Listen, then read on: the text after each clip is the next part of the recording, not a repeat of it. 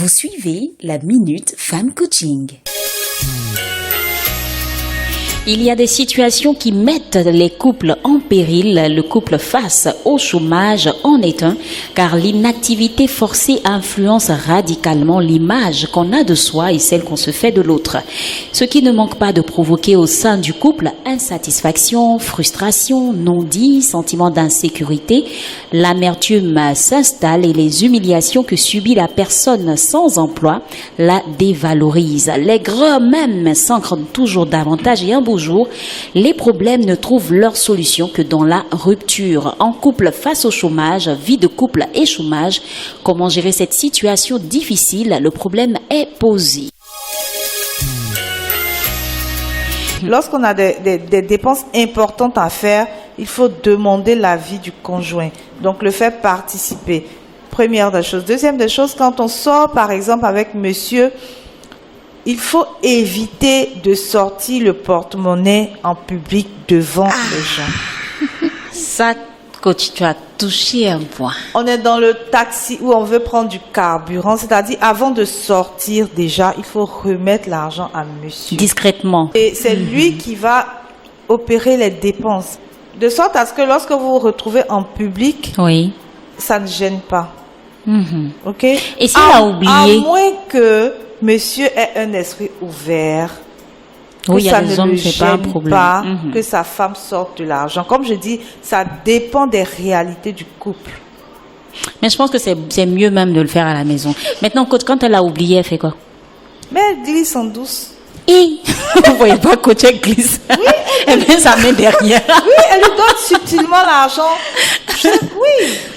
Elle lui donne en douce, quoi, ou bien met dans sa poche discrètement. En fait, l'idée, c'est de pouvoir respecter l'homme qu'on a avec soi. Ce n'est pas parce qu'il n'a pas les moyens qu'il faut le frustrer, qu'il faut l'écraser. D'accord? Donc, c'est ça. Maintenant, le plus important, c'est d'aider, au-delà de ce qu'on peut faire en tant que femme, les dépenses et tout ça, c'est d'aider l'homme à se relever. Un homme qui n'est pas en mesure de subvenir aux besoins de sa famille est déjà diminué mentalement, psychologiquement et tout ça. Donc, ce qu'il ne faut pas faire, il ne faut pas contribuer à son mal intérieur. Donc, lui rappeler à chaque fois qu'il est incapable de le faire, qu'il est incapable de remplir ses fonctions, ou bien bouder, se fâcher, dès qu'on dépense, dire « Ah, mais j'ai encore dépensé ça, ça coûte cher, la vie est dure ». C'est de faire carrément le contraire, lui dire par exemple « Chérie, je sais que tu traverses une période difficile, sache que tu peux compter sur moi. Je suis là pour t'accompagner, on va s'en sortir, ne t'en fais pas ». Et commencer à trouver des voies d'issue. Donc, se mettre à discuter avec son mari, lui proposer des choses. Est-ce que tu penses pas qu'on pourrait faire ça, on pourrait faire ci? Parce que les cas où les femmes commencent à se plaindre, c'est quand, par exemple, l'homme ne fait jamais rien. Elle ne voit pas les efforts, en fait, que le monsieur, il fait pour que la situation s'arrange. D'accord. Il est au chômage, mais il fait pas d'efforts pour trouver de l'emploi. Il fait rien même. Dans ce cas-là, il faut le mettre subtilement devant ses responsabilités. Comment? J'explique. Supposons que la facture d'électricité est arrivée et que c'est lui qui avait l'habitude de s'en occuper. Depuis qu'il est au chômage, vous vous occupez de la facture, la femme s'occupe de la facture, il ne bouge pas.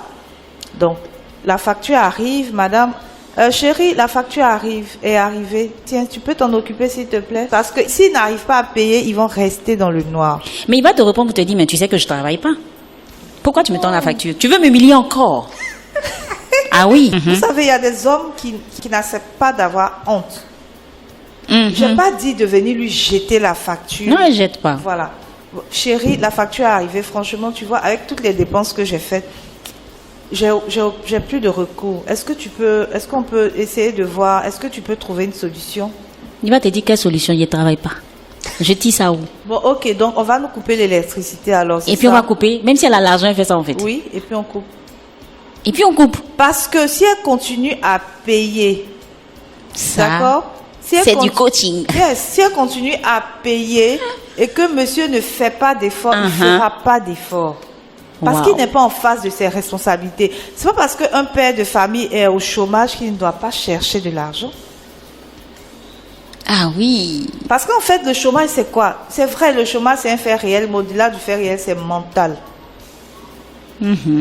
D'accord? Quelqu'un qui est au chômage, il a perdu son emploi, il peut trouver un autre moyen de trouver de l'argent.